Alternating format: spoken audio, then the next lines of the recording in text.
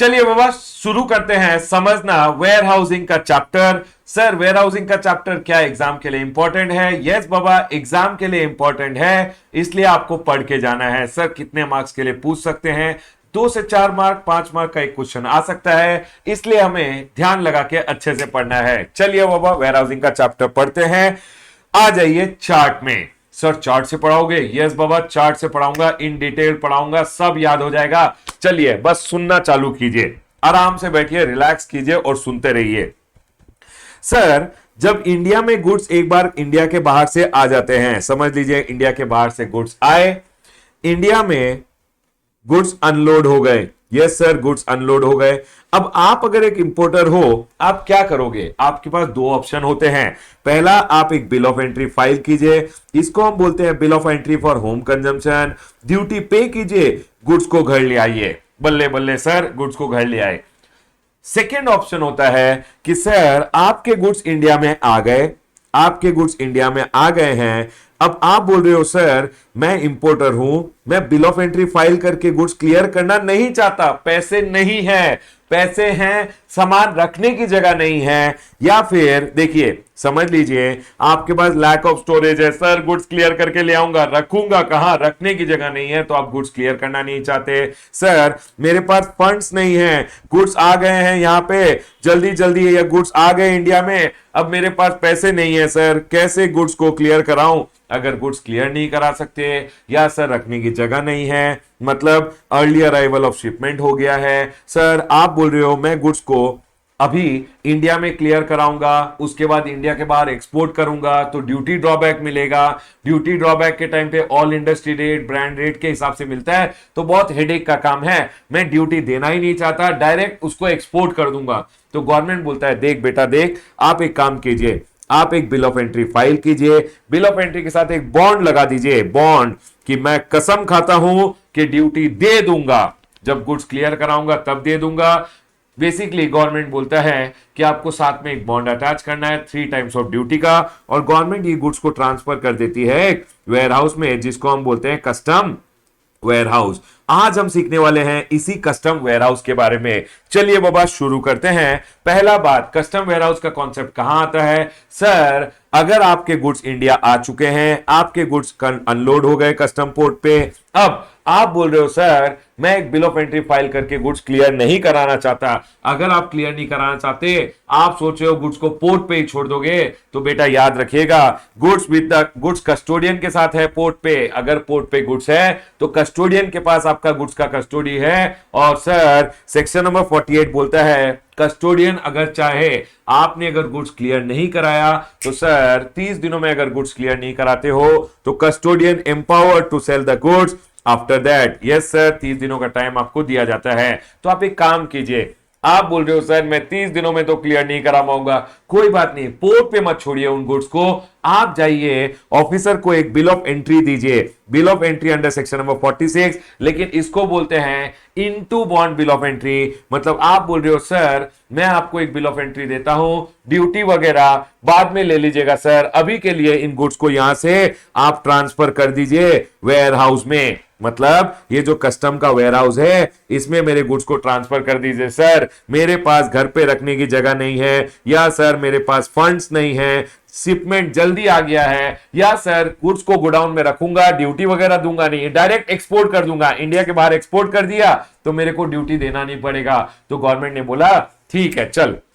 तो सर क्या प्रोसेस होता है वेयर हाउसिंग का? सुनिए, आपके गुड्स इंडिया आ चुके हैं, पोर्ट पे मत छोड़िएगा, क्योंकि पोर्ट पे 30 दिनों से ज्यादा अगर आपके गुड्स पड़े हैं तो सर कौन? कस्टोडियन, जिसकी कस्टडी में आपके गुड्स हैं, वो कस्टोडियन आपके गुड्स को बेच देगा और अपना जो भी अमाउंट है वो रिकवर कर लेगा। तो बेटा एक काम कीजिए, आप जाइए बिल ऑफ एंट्री फाइल कीजिए, ये जो कस्टम पोर्ट पे आपका बेसिकली ऑफिसर है, ऑनलाइन आपको बिल ऑफ एंट्री फाइल करना पड़ेगा, ऑफिसर आपका बिल ऑफ एंट्री चेक करेगा, और ऑफिसर आपको सेक्शन नंबर 60 बोलता है एक वेयर हाउसिंग ऑर्डर दे देगा, जिसके तहत अब आप अपने गुड्स वेयर हाउस में डिपॉजिट कर सकते हो। तो पहला चीज आपको जानना है कि सर ये वेयर हाउस क्या होता है? वेयर हाउस मतलब कस्टम का वेयर हाउस। 3 तरह के वेयर हाउस होते हैं। सेक्शन नंबर 57 बोलता है पब्लिक वेयर हाउस के बारे में, सेक्शन नंबर 58 बोलता है प्राइवेट वेयर हाउस के बारे में सेक्शन नंबर 58A बोलता है स्पेशल वेयर हाउस के बारे में। देखिए बाबा,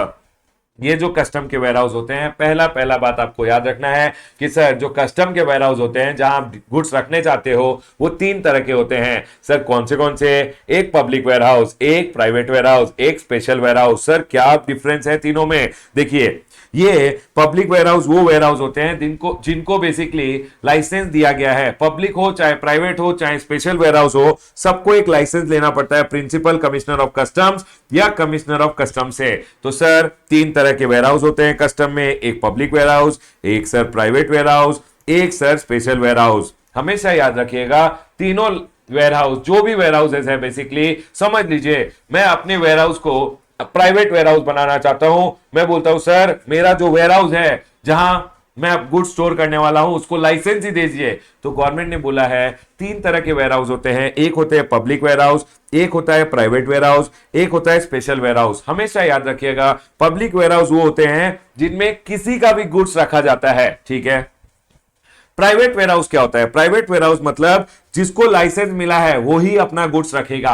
तो समझ लीजिए मैंने क्या किया, अपने वेयर हाउस का एक लाइसेंस ले लिया जिसको मैंने प्राइवेट वेयर हाउस बोल लिया। तो गवर्नमेंट ने बोला आप अपने वेयर हाउस का लाइसेंस ले लीजिए, आप अपने गुड्स रखिए, उस वेयर हाउस को हम बोलेंगे प्राइवेट वेयर हाउस, आप ही अपने गुड्स वहां रखिएगा, ठीक है सर।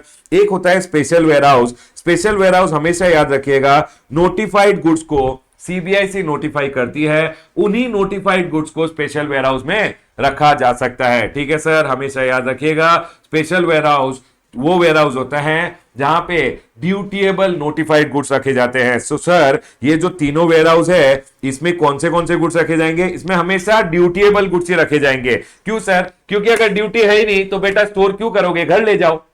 और गवर्नमेंट बोलता है आप अगर वेयर हाउस में आए हो, आप अगर गुड्स स्टोर करना चाहते हो, सर मेरे पास स्टोरेज जगह नहीं है लेकिन मेरे गुड्स पे ड्यूटी नहीं है, आप रख लीजिए। गवर्नमेंट बोलता है सर हम सिर्फ ड्यूटीएबल गुड्स रखेंगे जिसपे ड्यूटी देना बाकी है आपका, मतलब आपने अभी ड्यूटी दिया नहीं है, विच इज ड्यूटी लेवी तो है लेकिन ड्यूटी अभी तक आपने दिया नहीं है, उन गुड्स को हम वेयर हाउस में रखेंगे, ठीक है सर। क्या बोला मैंने आपको अभी तक? मैंने बोला आपके गुड्स इंडिया में पोर्ट में आ गए, एक रास्ता तो है पैसा दो छुड़ाओ घर ले आओ, घर ले आओ मजे करो। सेकेंड ऑप्शन होता है कि सर आपके पास स्टोरेज की जगह नहीं है या आपके पास फंड नहीं है, आपका शिपमेंट अर्ली आ गया है, या आप बोल रहे हो सर उससे तो मैं ट्रेडिंग करूंगा, इंडिया के बाहर ही भेजने का है, घर क्यों लाने का है।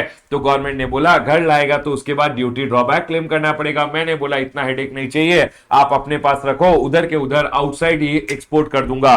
तो सर गवर्नमेंट ने बोला ठीक है तू एक काम कर, तू एक बिल ऑफ एंट्री फाइल कर। बिल ऑफ एंट्री का नाम होगा bill of entry under section number 46 जिसको हम बोलते हैं into bond bill of entry, ठीक है सर। अगर आप बिल ऑफ एंट्री फाइल करते हो तो सर याद रखिएगा ये जो ऑफिसर है ना ये बोलेगा रमेश आप जब बिल ऑफ एंट्री फाइल कर रहे हो ऑफिसर ड्यूटी असेस करेगा और आपको बोलेगा बेटा सेक्शन नंबर 59 बोलता है एक वेयर हाउसिंग बॉन्ड दे, तेरे को समझ ले ड्यूटी देनी है 1 लाख रुपए की उन गुड्स के ऊपर, तो 1 लाख का 3 टाइम्स ड्यूटी ले लेगा, उतना बॉन्ड ले लेगा बेसिकली। और बॉन्ड में you have to bind yourself, मतलब आपको बोलना पड़ेगा कि सर मैं कसम खाता हूं जो भी basically provisions of the act rules and regulation है वो मैं कंप्लाई करूंगा, और सर उसके ऊपर जो भी गुड्स के ऊपर to pay on or before the due date specified in the notice all duties interest and to pay penalties and fines for contravention of the provision। Sir मेरे गुड्स जो मैं वेयर हाउस में रख रहा हूं मैं सर बोल रहा हूं कि मैं सारा ड्यूटी दे दूंगा, मैं जो भी उस पे इंटरेस्ट लगेगा अगर मैंने लेट क्लियर किया तो जो भी इंटरेस्ट वगैरह देना है वो भी दे दूंगा, अगर मैंने कोई गलती की तो गलती का कोई फाइन होगा तो सर वो भी ले लीजिएगा। बेसिकली याद रखिएगा वेयर हाउसिंग बॉन्ड के बारे में एक नोट पूछ सकते हैं, हमेशा याद रखिएगा वेयर हाउसिंग बॉन्ड कितने का होता है सर? 3 टाइम्स ऑफ ड्यूटी होता है, जितना ड्यूटी है उसका 3 टाइम्स होता है। सर वेयर हाउसिंग बॉन्ड में क्या कसम खाता है वो सामने वाला जो गुड्स वेयर हाउस में डाल रहा है वो बाइंड करता है अपने आप को कि सर मैं जो भी provision of the act and rules है सारे कंप्लाई करूंगा। सर अगर मैंने टाइम पे जब क्लियर कर रहा हूं ड्यूटी नहीं दिया तो सर आप एक काम कर सकते हो, मेरा बॉन्ड के साथ मैंने बैंक गारंटी दिया है, आप सारा ड्यूटीज इंटरेस्ट पेनल्टी जो है सारा रिकवर कर लीजिएगा। तो यही बोल रहा है यहां पे कि मैं कंप्लाई करूंगा all the provision of the act and rule से to pay on or before date specified in the notice all duties interest जो भी ड्यूटी है मेरे गुड्स का वो मैं दूंगा, जो भी इंटरेस्ट देना है अगर लेट क्लियर किया इंटरेस्ट वगैरह लगा तो वो भी दे दूंगा। सर पेनल्टीज देना है पेनल्टी भी दे दूंगा, कोई अगर कॉन्ट्रावेंशन किया तो उसका फाइन लगा है in accordance with the provision of act rules and regulation, जो भी पेनल्टी फाइन है वो भी दे दूंगा। अब सुनिए, आपके गुड्स इंडिया में आए 1 करोड़ के गुड्स थे, आपको 10 लाख रुपए उस पर ड्यूटी था, तो 10 lakh into 3 time 30 lakh rupees का आपसे बॉन्ड लेते हैं। इसको बोलते हैं कंसाइनमेंट बॉन्ड, मतलब हर एक consignment related 10 lakh into 3 30 lakh rupees का एक बॉन्ड लेंगे, along with that bank guarantee लेंगे। अब लोगों ने बोला सर रोज रोज गुड्स आते रहते हैं, रोज रोज आप बोल रहे हो कंसाइनमेंट बॉन्ड लाओ, दो लो बॉन्ड लो। सर कोई कंटिन्यूइंग बॉन्ड कर दीजिए ना, मतलब चलते रहे वैसा जनरल बॉन्ड कर दीजिए ना, कि पूरे साल जितने गुड्स मंगाते रहूं, एक ही बॉन्ड देने का है, टेंशन ही नहीं है बार बार बॉन्ड देने का।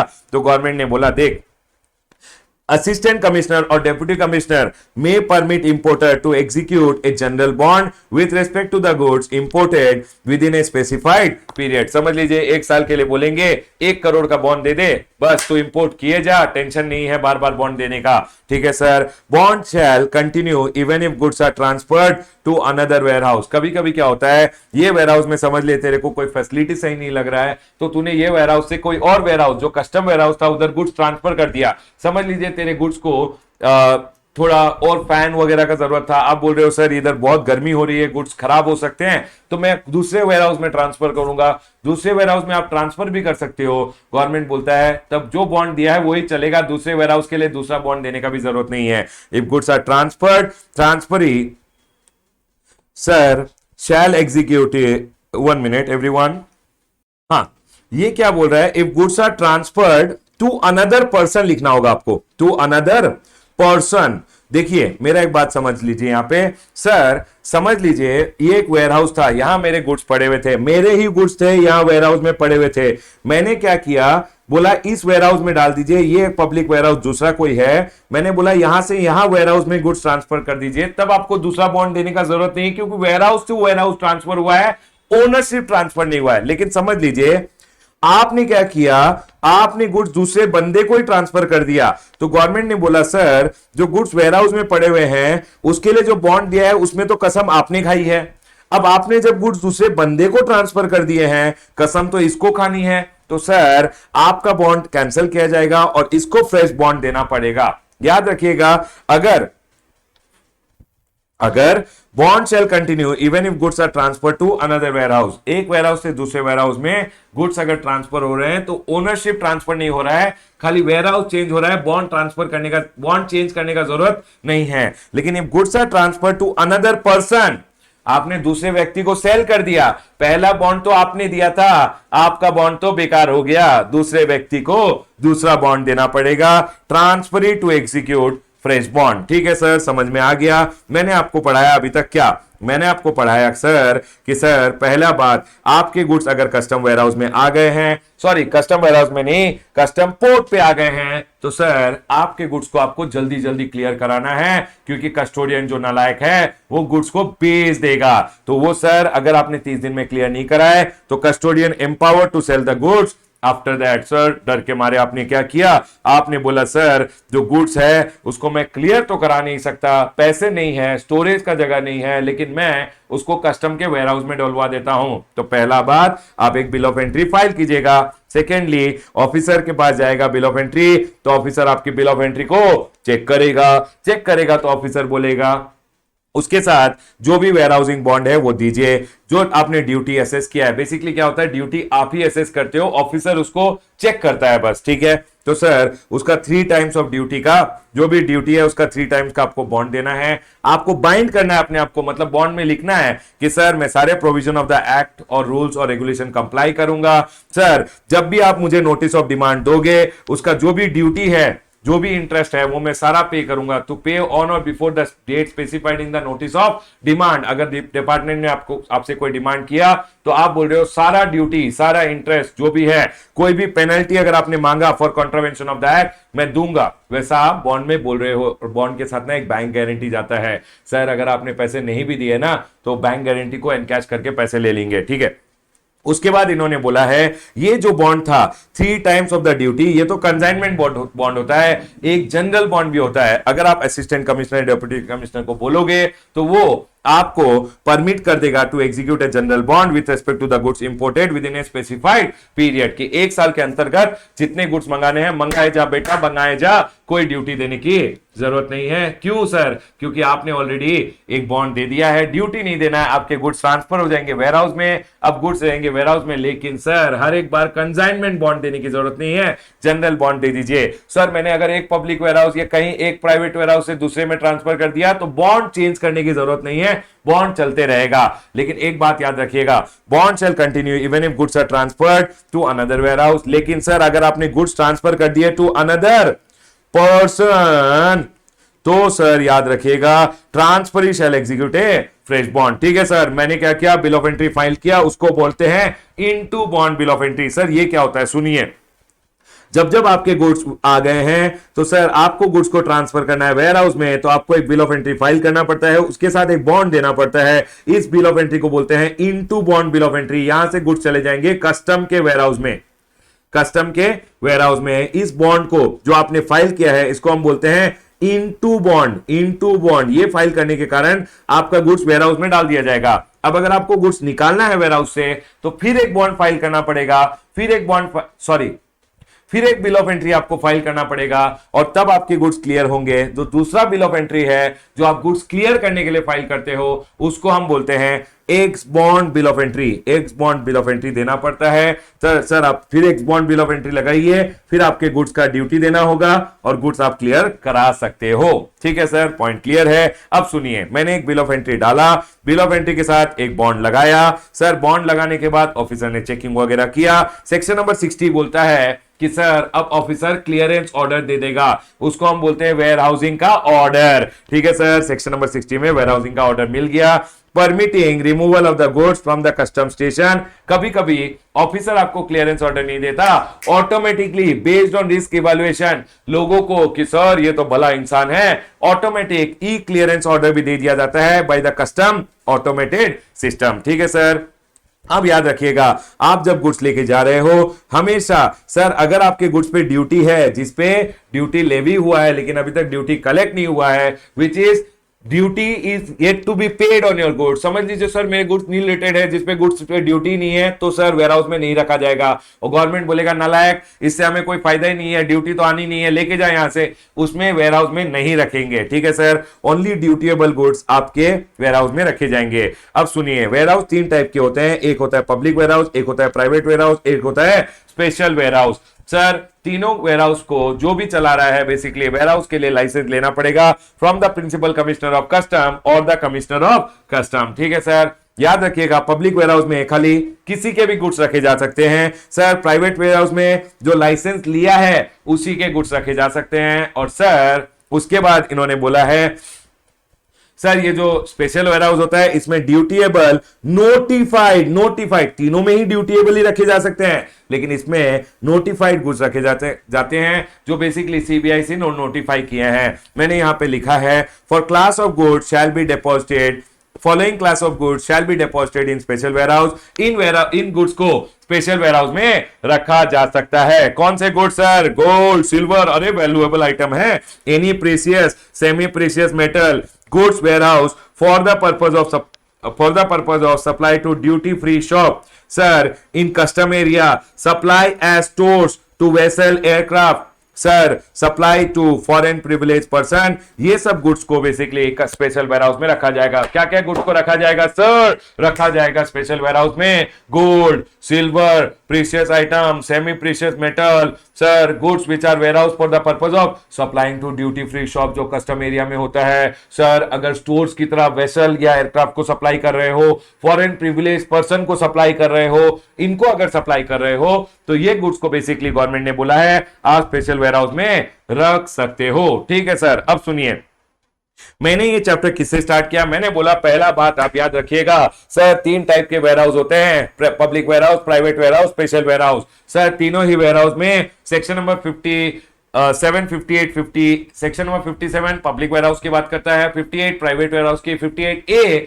सर स्पेशल वेयरहाउस की बात करता है। पब्लिक वेयरहाउस में किसी के भी गुड्स रखे जा सकते हैं, प्राइवेट वेयरहाउस में जिसका लाइसेंस है उसी के गुड्स होते हैं, जिसको लाइसेंस दिया गया है। स्पेशल वेयरहाउस में सिर्फ स्पेशल आइटम्स रखे जाते हैं, जैसे गोल्ड सिल्वर प्रीशियस आइटम वगैरह। ठीक है सर। उसके बाद मैंने आपको बोला है जब आपको गुड्स वेयरहाउस में डालने हैं, सेक्शन नंबर 59 में बेसिकली आपको एक बॉन्ड देना पड़ता है। पहले आपको बिल ऑफ एंट्री लगाना होगा, 59 में 3 टाइम्स ऑफ द अमाउंट का बॉन्ड देना होगा। सेक्शन नंबर 60 आया जो बोला आपके गुड्स ट्रांसफर हो जाएंगे वेयर हाउस में। अब सुनिए, ये जो वेयर हाउस होते हैं ना, ये वेयर हाउस हमेशा 3 टाइप के जो वेयर हाउस हैं, ये रिकॉर्ड बेस्ड कंट्रोल होते हैं। ये जो पहला पब्लिक वेयर हाउस है या प्राइवेट वेयर हाउस है, ये रिकॉर्ड बेस्ड कंट्रोल होता है। कस्टम डिपार्टमेंट आपके यहाँ पे आके खड़ा नहीं होता है कि क्या क्या गुड्स जा रहे हैं वेयर हाउस से, क्या क्या गुड्स आ रहे हैं वेयर हाउस में, ये सब नहीं देखता custom warehouse. Custom department नहीं देखता। कस्टम डिपार्टमेंट बोलता है एक बुक मेंटेन कीजिएगा, कितने गुड्स आए, कितने गुड्स गए। रिकॉर्ड बेस्ड कंट्रोल होता है डिपार्टमेंट का। अगर कस्टम डिपार्टमेंट कभी चेक करना चाहेगा, बोलेगा सर वो रिकॉर्ड्स लेके आ जाइए बस। लेकिन आपको याद रखना है सर, जब जब स्पेशल वेयरहाउस होगा ना, स्पेशल वेयरहाउस में क्योंकि स्पेशल आइटम स्टोर होता है तो कस्टम का बंदा हमेशा तैनात रहता है। मतलब ये जो वेयरहाउस होते हैं स्पेशल वेयरहाउस, इन पे फिजिकल कंट्रोल मेंटेन किया जाता है सर। इसका लॉक एंड की विद द प्रॉपर ऑफिसर रहता है। नो एंट्री और removal without the permission of the proper officer. इसमें क्या होता है, इसमें कस्टम का फिजिकल कंट्रोल रहता है। कस्टम डिपार्टमेंट का बंदा खड़ा रहेगा, किसी को आने जाने रिमूव करने गुड्स नहीं देगा। लेकिन सर ये जो पब्लिक वेयरहाउस और प्राइवेट वेयरहाउस होता है, इसका गवर्नमेंट बोलता है पब्लिक वेयरहाउस में एक रिकॉर्ड मेंटेन होता है, कितना गुड्स आया कितना गुड्स गया। इसमें कोई फिजिकल कंट्रोल डिपार्टमेंट का नहीं होता। लेकिन सर अगर मैंने गुड्स रिमूव कर लिए without going and paying the duty, नालायक, पेनल्टी लग जाएगा। याद रखना, जो वेयरहाउस कीपर है उसको सर ड्यूटी पे करना पड़ जाएगा। सेक्शन नंबर 73A में बात करेंगे। ठीक है सर। उसके बाद प्राइवेट वेयरहाउस, यस बाबा, दोनों में ही रिकॉर्ड बेस्ड कंट्रोल होता है। और एक बात मैंने एक्स्ट्रा लिख दी कि सर जब गुड्स आ रहे होते हैं ना कस्टम पोर्ट से, यहां पे कहां से, कस्टम पोर्ट से पब्लिक वेयरहाउस या प्राइवेट वेयरहाउस में, तब सर क्योंकि कस्टम डिपार्टमेंट का बंदा नहीं होता साथ में, जब गुड्स ट्रक में आ रहे होते हैं तो ई वे बिल चाहिए होता है। लेकिन सर जब कस्टम डिपार्टमेंट का बंदा साथ में होता है, बेसिकली क्या होता है, कस्टम डिपार्टमेंट का फिजिकल कंट्रोल होता है गोल्ड सिल्वर वगैरह के केस में। तो जब कस्टम पोर्ट से गुड्स आता है ना, कस्टम पोर्ट से ट्रक में आ रहा होता है गुड्स, तब ई वे बिल का जरूरत नहीं होता है क्योंकि वो ऑलरेडी अंडर कस्टम कंट्रोल होता है। ये एक एडिशनल पॉइंट मैंने बोला है। चलिए आगे बढ़ते हैं। सुनिए सर, अब मेरे गुड्स आ गए हैं वेयरहाउस में। सुनिए एक बात याद रखिएगा, 58B बोलता है कैंसिलेशन ऑफ द लाइसेंस। आपको लाइसेंस कमिश्नर ने दे दिया, प्रिंसिपल कमिश्नर ने दे दिया, लेकिन आपने अगर कॉन्ट्रावेंशन किया, बोला है रिकॉर्ड बेस्ड कंट्रोल मेंटेन करने, बोला है कुछ गड़बड़ मत कीजिएगा, गुड्स जब रिमूव करोगे ड्यूटी दे देना। आपने क्या किया, आपने वहां से, आप प्राइवेट वेयरहाउस दिया था आपको, आपने क्या किया, गुड्स निकाल दिए, गोडाउन से निकाल लिए, ड्यूटी नहीं दिया, नालायक बन गए आप। Where a licensee contravenes any of the provision of the act, rules or regulation or breaches the condition of the license, जो लाइसेंस में बोला है वो कंडीशन ब्रीच किया, तो प्रिंसिपल कमिश्नर और commissioner may cancel the license after providing opportunity of being heard. और sir basically क्या करेगा, जब इंक्वायरी चल रहा होगा तब आपका लाइसेंस को सस्पेंड कर देगा।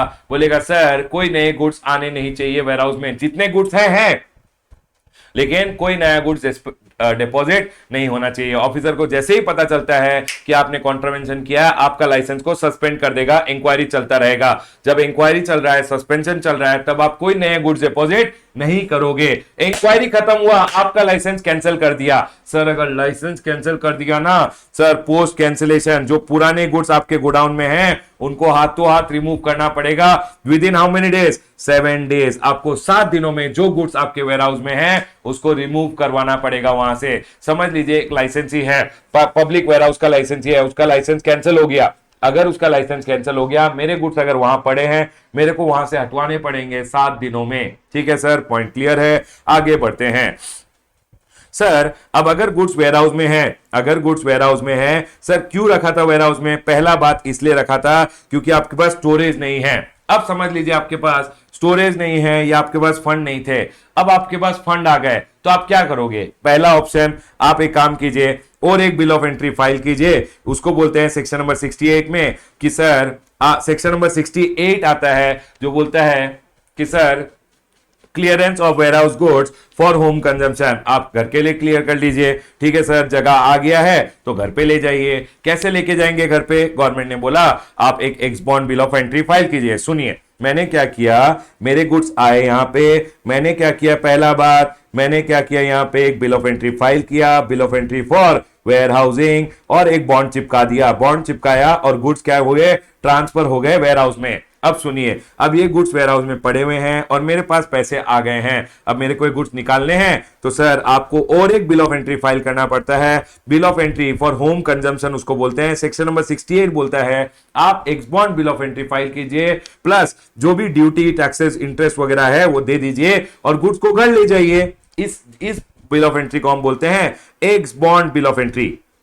ठीक है सर, वही बोला है सेक्शन नंबर 68 ने, बोला है कि sir clearance for home consumption file कीजिए एक x bond bill of entry, plus आपका असेसमेंट करेगा अब ऑफिसर। सर ऑफिसर, अब सेकेंड टाइम क्या हुआ, आपके गुड्स वेयर हाउस में पड़े हुए हैं और आपके पास स्टोरेज स्पेस आ गया है, फंड आ गए हैं, तो आप बोल रहे हो कि सर अब, या फिर आपको जरूरत है गुड्स का, तो आप एक काम कीजिए ना, आप जाइए एक बिल ऑफ एंट्री फिर से फाइल कीजिए। पहला काम, पहला चीज आप कर सकते हो, आपके पास अगर स्टोरेज आ गया है, गुड्स ले जाइए घर पे।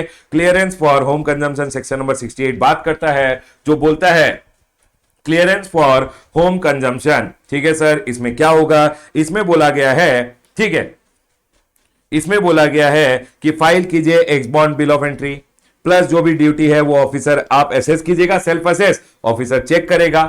अगर ऑफिसर को सब कुछ सही लगा तो एक क्लियरेंस ऑर्डर दे देगा, क्लियरेंस ऑर्डर कर दे देगा, प्लस आपका जो बॉन्ड है वो कैंसिल करके आपको रिटर्न कर देगा। अब सुनिए, अब आप एक काम कीजिए, क्लियरेंस ऑर्डर लेके जाइए, जो वेयर हाउस कीपर था उसको दिखाइए, गुड्स घर लेके चल जाइए, उतना ही स्टोरी है। ठीक है सर। सर मेरे goods before clearance for home consumption, मेरे गुड्स वेयर हाउस में पड़े हुए हैं, मैंने बोला सर मुझे नहीं चाहिए मेरे गुड्स, मैं छोड़ना चाहता हूं। आप छोड़ दीजिए गुड्स, डिपार्टमेंट छोड़ देगा ड्यूटी, रेलिंक्विश कर दीजिए title and no duty shall be payable. लेकिन सर आपने मंगाए थे टॉय गन्स, आ गए एक्चुअल गन्स और आप बोल रहे हो नहीं सर मैंने नहीं मंगाए, मेरी गलती है, मेरी गलती नहीं है, मैं छोड़ना चाहता हूं गुड्स को। डिपार्टमेंट बोलेगा रेलिंक्विशमेंट पॉसिबल नहीं है, जाओगे बेटा तुम जेल। Sir if offensive goods not allowed to relinquish, and sir उस केस में क्या होगा, आपको जेल भी भेजा जाएगा। ठीक है सर, पॉइंट क्लियर है। अब सुनिए सर, पहला बात तो मेरे गुड्स जो आए मैंने उनको वेयर हाउस में ट्रांसफर करा दिया, चाहे पब्लिक वेयर हाउस, चाहे प्राइवेट वेयर हाउस, चाहे स्पेशल वेयर हाउस में। ठीक है सर। उसके बाद आपने बोला मैंने आपको क्या बोला, मैंने आपको पहले बोला नंबर 1, वेयर हाउस क्या होता है, जो कस्टम वेयर हाउस होता है जहां गुड्स स्टोर किया जाते हैं। वेयर हाउस मैंने आपको बताया 3 टाइप के होते हैं। Public warehouse, sir public warehouse section number 57 में बताया गया। प्राइवेट वेयर हाउस 58 में बताया गया। Sir special warehouse 58A में बताया गया। ठीक है सर। उसके बाद 58B में बताया गया कि आपने कुछ गलती किया तो आपका वेयर हाउस का बॉन्ड, आपका वेयर हाउस का लाइसेंस कैंसिल कर दिया जाएगा। ठीक है सर। उसके बाद जैसे ही आपके गुड्स आते हैं, मैंने आपको बोला पहला बात कि सर ये वेयर हाउस के बारे में मैंने आपको बता दिया कि 3 टाइप के वेयर हाउस होते हैं, कुछ गलती किया तो वेयर हाउसिंग लाइसेंस कैंसिल हो जाता है। ठीक है सर, इतना स्टोरी ठीक है। अब मेरा गुड्स एक बार आ गया तो कस्टोडियन के कंट्रोल में रहेगा, और सेक्शन नंबर 48 बोलता है अगर कस्टोडियन 30 दिनों में देखता है गुड्स क्लियर नहीं हुआ तो बेच देगा। ठीक है सर, बेचने का नौबत नहीं आने दूंगा। मैं क्या करूंगा, ऑफिसर के पास एक बिल ऑफ एंट्री फाइल करूंगा। सेक्शन नंबर 46 बोलता है आप bill of entry for home consumption भी फाइल कर सकते हैं, पे करके ड्यूटी घर ले जा सकते हैं, या फिर वेयर हाउसिंग फाइल कर दीजिए। वेयर हाउसिंग के लिए आपने अगर बिल ऑफ एंट्री फाइल किया तो सर 57, 58, 58A, 58B मैंने आपको पढ़ा दिया। सेक्शन नंबर 59 बोलता है आपको बॉन्ड देना पड़ेगा। आपने बॉन्ड चिपकाया, चाहे कंटिन्यूइंग बॉन्ड था या जनरल बॉन्ड था, जो भी बॉन्ड दिया हुआ है, अब आपका 59 हो गया। 60 में ऑफिसर क्या करेगा, एक क्लियरेंस ऑर्डर दे देगा। क्लियरेंस ऑर्डर मिल गया, अब गुड्स को वेयर हाउस में डिपॉजिट कर दीजिए। ठीक है सर, इतना तक पॉइंट क्लियर है। सर एक बार गुड्स वेयर हाउस में डिपॉजिट हो गया, मेरे को एक बात बताइए ना सर, कितने दिनों के लिए गुड्स को वेयर हाउस में रख सकते हैं, कितने दिनों के लिए गुड्स को वेयर हाउस में रख सकते हैं? आपको याद रखना है कि सर सेक्शन नंबर 61 आएगा। मैंने आपको क्या क्या पढ़ाया, 57 public warehouse, 58 private warehouse, 58A special warehouse, 58B अगर गलती किया तो वेयर हाउसिंग लाइसेंस कैंसिल हो जाएगा, 59 sir warehousing bond, 60 clearance order, 61 कि सर आपके जब गुड्स आ चुके हैं तो वेयर हाउस में कितने दिनों तक स्टोर कर सकते हो। आपको याद रखना है पर्टिकुलर्स। सर अगर आप एक 100% एक्सपोर्ट ओरिएंटेड यूनिट हो, या sir electronic hardware technology park हो, या सॉफ्टवेयर टेक्नोलॉजी पार्क हो, या सर आपने गुड्स मंगाए हैं और आपका जो कुछ लोग क्या करते हैं मैं आपको बताता हूं, इनका जो मैन्युफैक्चरिंग फैसिलिटी होता है ना, जहां गुड्स मैन्युफैक्चर होते हैं, समझ लीजिए बाइक्स वगैरह मैन्युफैक्चर होते हैं, ये क्या करता है अपना मैन्युफैक्चरिंग जो फैसिलिटी है उसी को वेयर हाउस बोल देते हैं। ये क्या करते हैं, इसी का लाइसेंस ले लेते हैं, गवर्नमेंट को बोलते हैं सर हम जो गुड्स इंडिया के बाहर से मंगाएंगे उसको डायरेक्ट अपने पब्लिक प्राइवेट वेयरहाउस में लाएंगे। इसको प्राइवेट वेयरहाउस का दर्जा ले लेते हैं, ये लोग प्राइवेट वेयरहाउस का दर्जा ले लेते हैं। यहां बाइक्स वगैरह मैन्युफैक्चर होता है और इसको इंडिया के बाहर डायरेक्टली एक्सपोर्ट करने वाले हैं ये। तो ये क्या होता है, ये एक मैन्युफैक्चरिंग फैसिलिटी होता है। ठीक है सर, तो गवर्नमेंट ने बोला अगर आप एक यूनिट हो अवेलिंग मैन्युफैक्चर, मतलब आप मैन्युफैक्चरिंग करने वाले हो अपने प्राइवेट वेयरहाउस में, या स्पेशल वेयरहाउस में भी अलाउड है, पब्लिक वेयरहाउस में अलाउड नहीं है मैन्युफैक्चरिंग। ठीक है, तो गवर्नमेंट बोलता है सर मैं कितने दिनों के लिए गुड्स रखूं वेयरहाउस में। सुनिए, अगर आप एक 100% एक्सपोर्ट ओरिएंटेड यूनिट हो, या इलेक्ट्रॉनिक हार्डवेयर टेक्नोलॉजी पार्क हो, या सॉफ्टवेयर टेक्नोलॉजी पार्क हो, या यूनिट अवेलिंग मैन्युफैक्चर हो, तो सर आपको बोला गया है आप गुड्स को वेयरहाउस में रख सकते हो टिल क्लियरेंस, जितने दिनों तक चाहो रखो। सर एक्सटेंशन तो एप्लीकेबल है ही नहीं, जितने दिन मन उतने दिन रखूंगा, कोई टेंशन नहीं है। और सर इंटरेस्ट अगर मैंने सर क्लियर नहीं किया टाइम पे, इंटरेस्ट वगैरह का कोई स्टोरी नहीं आएगा। लेकिन समझ लीजिए मैंने अगर गुड्स मंगाए, मैं ईएसटीपी नहीं हूं, ईओयू नहीं हूं, एक्सपोर्ट ओरिएंट मैं सॉफ्टवेयर टेक्नोलॉजी पार्क नहीं हूं, मैं मैन्युफैक्चरिंग नहीं करने वाला हूं। गवर्नमेंट ने बोला रमेश नालायक, तू any other person 1 year from warehousing order, जिस दिन ये वेयर हाउसिंग ऑर्डर आपको दिया गया था, जिस दिन ये वेयर हाउसिंग ऑर्डर आपको दिया गया था, उससे 1 साल तक आप गुड्स को रख सकते हो। हमेशा याद रखिएगा 1 year from warehousing order आप गुड्स को रख सकते हो वेयर हाउस में। सर एक्सटेंशन पॉसिबल है क्या? हाँ, 1 साल खत्म हो गया और 1 साल का extension, 1 year at a time आपको एक्सटेंशन दिया जा सकता है। लेकिन याद रखना बेटा, जिस दिन गुड्स का वेयर हाउसिंग ऑर्डर मिला उसके 90 दिनों में आप क्लियर कर लीजिएगा। 1 साल का मिला है तो 90 दिन में क्यों क्लियर करूं? क्योंकि 90 दिन के बाद आपको जो भी ड्यूटी है उस पर इंटरेस्ट देना पड़ेगा। समझ लीजिए आपने गुड्स स्टोर किए एक वेयर हाउस में 1 जनवरी को, ठीक है सर, गुड्स को नहीं, ठीक है, 1 जनवरी आपने बिल ऑफ एंट्री फाइल किया। सर 5 जनवरी आपको वेयर हाउसिंग ऑर्डर मिला कि आप गुड्स को ट्रांसफर कर सकते हो वेयर हाउस में। ध्यान रखिएगा 5 जनवरी से आपको 1 साल तक आप गुड्स को रख सकते हो। जिस दिन वेयर हाउसिंग ऑर्डर मिला है उससे 1 साल, 1 साल मतलब 4 जनवरी नेक्स्ट ईयर, 2019 है तो ये 2020 तक 1 साल तक आप गुड्स को रख सकते हो। फिर गवर्नमेंट ने बोला कि सर 5 जनवरी से लेके 1 साल तक आप गुड्स को रख सकते हो, उसके बाद 1 साल का एक्सटेंशन आप ले सकते हो।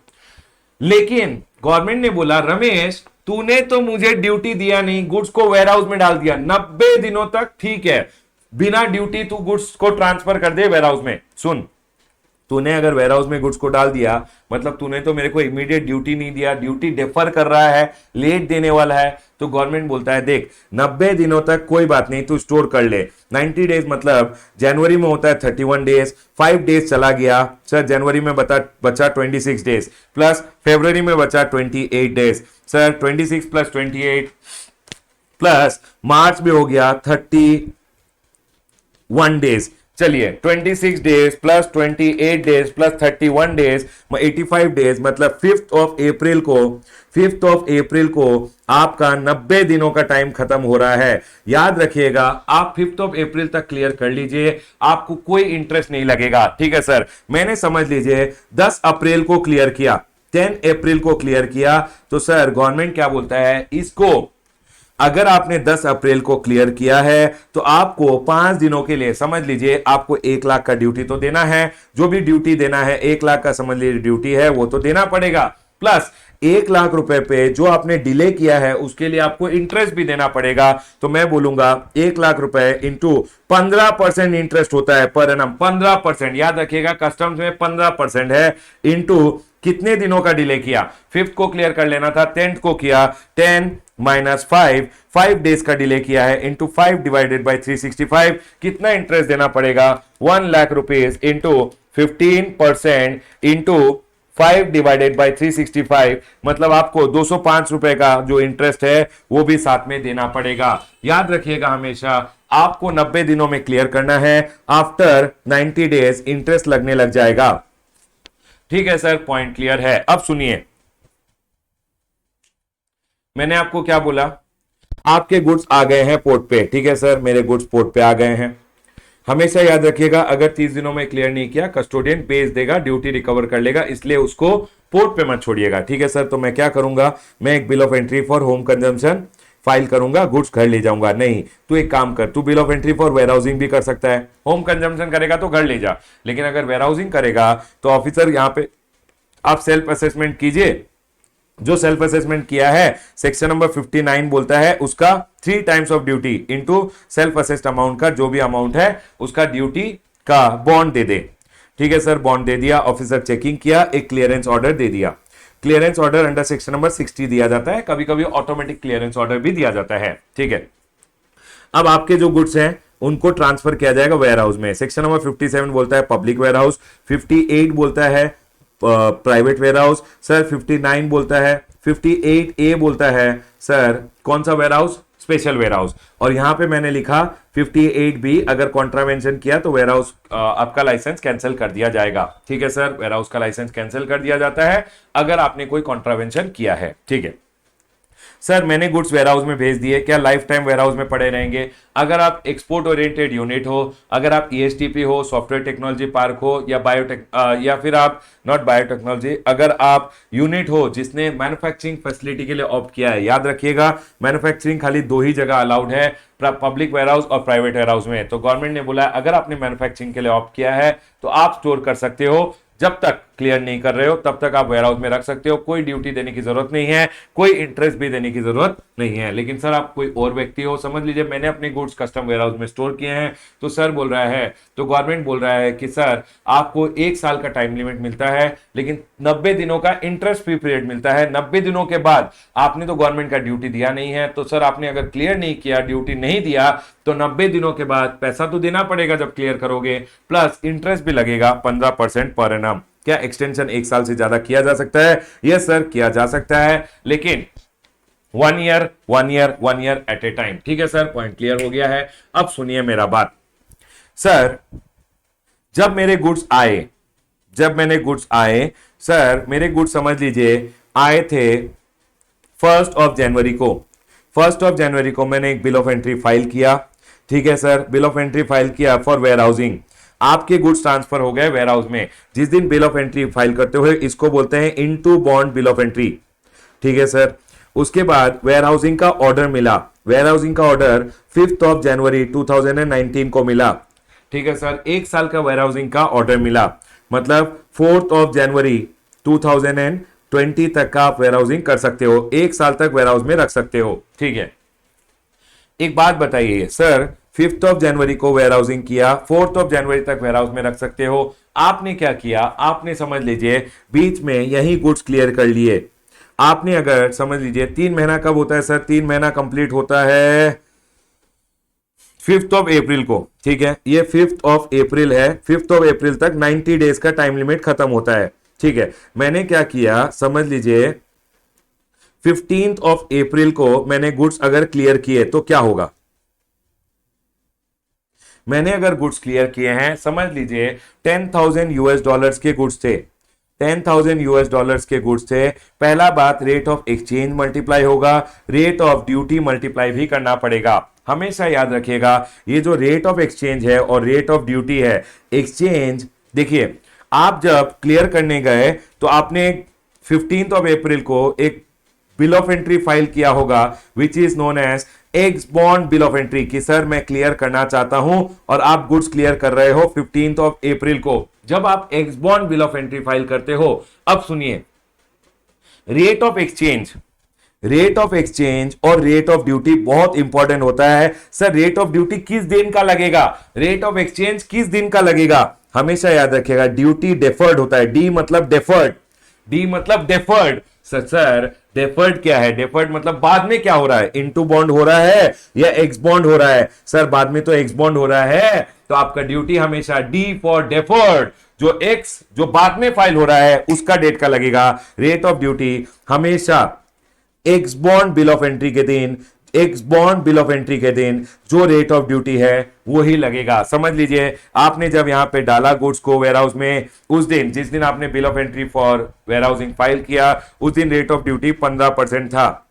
सर बाद में समझ लीजिए x bond bill of entry के दिन मेरा ड्यूटी 20% हो गया, तो मेरे को ड्यूटी 20% लगेगा, जो sir $10,000 into rate of duty लगेगा 20%। अब लोगों ने पूछा सर डॉलर था उसको एक्सचेंज में कन्वर्ट, एक्सचेंज क्या लगाऊं? तो गवर्नमेंट ने बोला रेट ऑफ एक्सचेंज सर कौन से दिन का लगेगा? ई मतलब अर्लियर, अर्लियर, अर्लियर, याद रखना। डी मतलब डेफर्ड, रेट ऑफ ड्यूटी का डी होता है डेफर्ड, मतलब जो बाद में हो रहा है। ई मतलब अर्लियर, ई मतलब अर्लियर, क्या पहले हो रहा है? सर इनटू बॉन्ड पहले हो रहा था, इस दिन रेट ऑफ एक्सचेंज समझ लीजिए यूएस डॉलर का 70 था, इस दिन समझ लीजिए 75 था। अर्लियर क्या था? 70 था, तो सर इंटू 70 रुपीज आ जाएगा।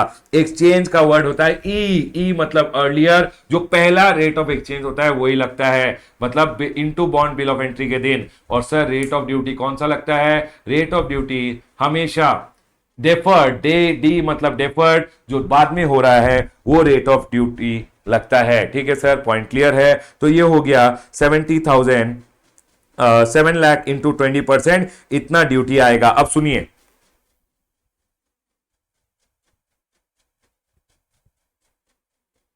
सर इधर हमने ड्यूटी कितना देना है? 10,000 इंटू 70 रुपीज। 70 रुपीज क्यों लिया? क्योंकि जो अर्लियर होता है उसका रेट ऑफ एक्सचेंज लगता है, अर्लियर इंटू होता है, एक्स बॉन्ड बाद में होता है, वो नहीं लगेगा। E for earlier. तो sir section number 7 lakh into 20%, 7 lakh into 20% duty हो गया 1.4 लाख। अब मेरा क्वेश्चन आपसे है, इतना ड्यूटी तो दोगे प्लस इंटरेस्ट भी पे करोगे, इंटरेस्ट एट द रेट 15% लगेगा 1.4 लाख पे। सर कितना है इंटरेस्ट? 5 दिनों का या 10 दिनों का, जो भी, 15 माइनस 5, 90 डेज खत्म हो रहा है 5th को, 15 माइनस 5, 10 डेज का इंटरेस्ट लगेगा। 1.4 lakh into 15% into 10 divided by 365, इतना इंटरेस्ट भी आपको देना पड़ेगा साथ में। क्या ये पॉइंट 100% क्लियर है? यस सर 100% क्लियर है। अब सुनिए, अब मेरा एक बात सुन लीजिए, यही एग्जाम में पूछेंगे, हमेशा याद रखना, जिस दिन बिल ऑफ एंट्री फाइल किए उसके बाद आपको वेयर हाउसिंग का ऑर्डर मिलेगा। वेयर हाउसिंग के ऑर्डर से 1 साल का ड्यूरेशन चालू होगा। पहला बात, वेयर हाउसिंग के ऑर्डर से 1 साल देखना है।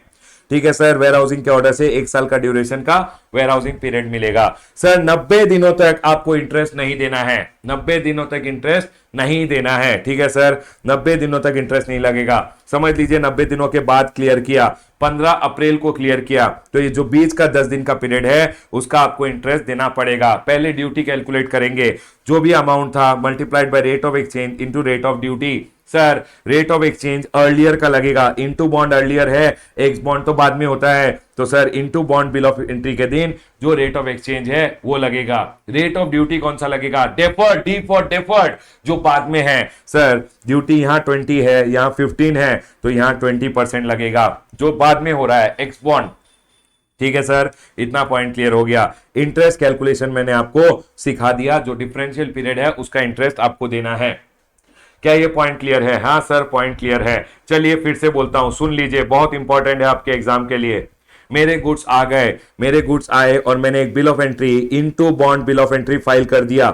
सर जिस दिन into bond bill of entry file किया उस दिन समझ लीजिए, जिस दिन मैंने into bond bill of entry file किया उस दिन सर रेट ऑफ ड्यूटी था 15%, सर रेट ऑफ एक्सचेंज था 70 रुपीज। ठीक है सर, उसके बाद वेयर हाउसिंग ऑर्डर मिल गया। वेयर हाउसिंग ऑर्डर समझ लीजिए 5th ऑफ अप्रैल को मिला। ठीक है सर, 5th ऑफ अप्रैल को मिला। अब 5th ऑफ अप्रैल से सर 4th ऑफ अप्रैल तक, 1 साल तक आप गुड्स वेयर हाउस में स्टोर कर सकते हो। देखिए बाबा, अगर आप ईएसटीपी वगैरह हो या यूनिट हो जो मैन्युफैक्चरिंग करने वाला है, कोई टेंशन नहीं है। अदर्स को टेंशन है, तो सर उसके लिए 1 साल तक अलाउड है। लेकिन सर याद रखिएगा 90 दिनों तक फ्रीली अलाउड है। सर 90 दिन कैसे कैलकुलेट करेंगे? अप्रैल 5 अप्रैल हो गया ना, तो अप्रैल में कितना होता है, जैन फेब मार्च अप्रैल, 30 डेज माइनस 5 डेज, 25 डेज अप्रैल का हो गया, मई का हो गया, जैन फेब मार्च अप्रैल मई 31 डेज हो गया। सर जून का कितना दिन हो गया, 30 डेज हो गया। तो ये हो गया 30 प्लस 31 प्लस 25, 86 डेज, मतलब 86 प्लस 4 आपको चाहिए, तो 4th ऑफ क्या होगा, अप्रैल में जून जुलाई, 4th ऑफ जुलाई तक आपका 90 दिनों का टाइम लिमिट है। समझ लीजिए सर मैंने क्लियर किया 10th ऑफ जुलाई को, मैंने एक्चुअली क्लियर किया, मैंने 4-5 दिन का डिले कर दिया। सुन लीजिए मेरा बात, आप जब क्लियर करोगे तो आप वेयर हाउसिंग से क्लियर करोगे तो बिल ऑफ एंट्री फाइल करोगे, उसको बोलते हैं x bond bill of entry. आपको एक बात ध्यान रखना है, जब आप x bond bill of entry file करोगे तो सर आपको ड्यूटी देना पड़ेगा। समझ लीजिए $10,000 का गुड्स आपने क्लियर किया, $10,000 पे आपको ड्यूटी देना पड़ेगा। कौन सा दिन का रेट ऑफ ड्यूटी लगेगा सर, डी फॉर, अब समझ लीजिए x bond bill of entry के दिन रेट ऑफ ड्यूटी था 20% और सर रेट ऑफ एक्सचेंज था 80 रुपीज। आपको हमेशा याद रखना है D for duty, D for deferred, deferred deferred deferred 15 B बोलता है, section number 15 2B if I am not wrong, जो सेक्शन नंबर 15 है जो रेट ऑफ ड्यूटी बताता है वो बोलता है, अगर आप लोगों को याद है तो सर रेट ऑफ ड्यूटी हमेशा किस दिन का लगेगा, रेट ऑफ ड्यूटी हमेशा लगता है, देख लीजिए रेट ऑफ ड्यूटी हमेशा लगता है x bond bill of entry का, और rate of exchange into bond का लगता है। ठीक है सर, ये पॉइंट तो क्लियर है। अब सुनिए, अब मेरे को एक बात बताइए, इधर रेट ऑफ ड्यूटी लगेगा 20%, रेट ऑफ एक्सचेंज कौन सा लगेगा, अर्लियर, अर्लियर मतलब 70 रुपीज, 70 रुपीज लगेगा। कितना रुपया आया सर, 1.4 लाख का ड्यूटी तो आपको देना पड़ेगा, प्लस इंटरेस्ट जो देना पड़ेगा, इंटरेस्ट आपको देना पड़ेगा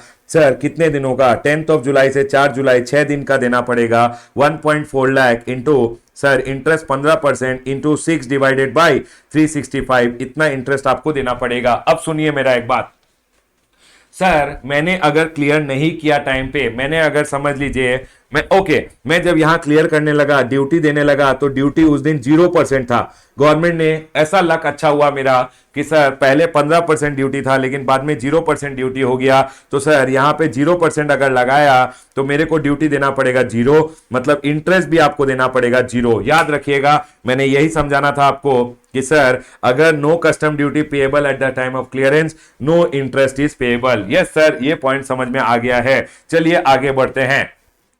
सर मैंने गुड्स डिपॉजिट किए, सेम एग्जांपल ऊपर वाला ले रहा हूं, आपने गुड्स डिपॉजिट किए, आपने गुड्स डिपॉजिट किए तो बिल ऑफ एंट्री फाइल किया into bond bill of entry, rate of duty applicable था 15%, sir rate of exchange applicable था 70 रुपीज का। ठीक है सर, बिल ऑफ एंट्री आपने फाइल किया 1 जनवरी को, मतलब सर 31 दिसंबर तक मैंने गुड्स रखने थे। सर मतलब कब तक आप गुड्स रख सकते हो वेयर हाउस में, 31 दिसंबर तक। आपको याद रखना है 1 साल का टाइम लिमिट अलाउड है। एक्सटेंशन ले लिया तो ठीक है, मैंने एक्सटेंशन नहीं लिया, नालायक था, एक्सटेंशन नहीं लिया और मैंने क्या किया, गुड्स क्लियर किए। समझ लीजिए 10 जनवरी को, क्या मैंने goods after warehousing period clear किया है, वेयर हाउसिंग पीरियड तो यही खत्म हो रहा था।